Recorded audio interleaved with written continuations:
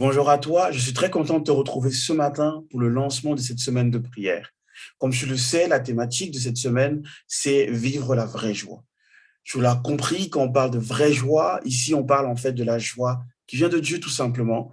Et par la joie qui vient de Dieu, ce qui est sous-entendu, c'est la joie qui est là, qui demeure, qui reste, qui persiste malgré les circonstances, les situations difficiles qu'on peut traverser tout simplement. Donc ce matin, la pensée que je veux vraiment laisser sur ton cœur, c'est la joie est une promesse de Dieu.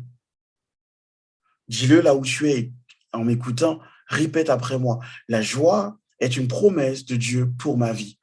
Oui, il faut qu'on soit conscient que la joie est une promesse de Dieu pour chacune de nos vies. Et on le retrouve dans la parole de Dieu, que ce soit dans l'Ancien Testament comme dans le Nouveau Testament. Dans le psaume 16, il est écrit, il y a abondance de joie devant ta face. Le psalmiste qui s'adresse à Dieu. Ou Paul qui s'adresse aux Romains, et il dit au chapitre 14, verset 17, le royaume de Dieu, c'est la justice, la paix, la joie.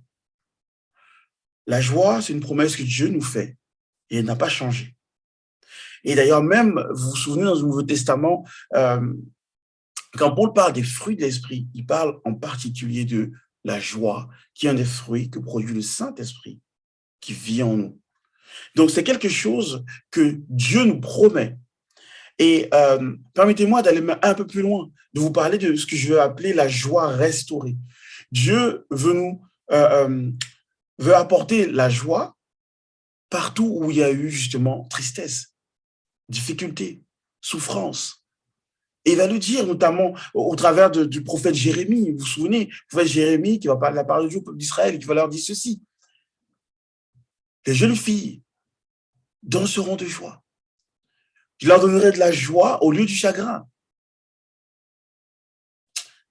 Et ici, il parle d'un contexte où le peuple d'Israël était en fait, tout simplement dans la tristesse. Ils étaient accablés.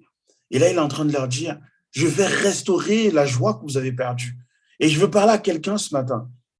C'est le but de Dieu. Dieu veut restaurer la joie que tu as perdue.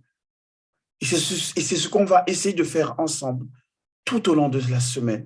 Alors, sois béni et je te dis à demain.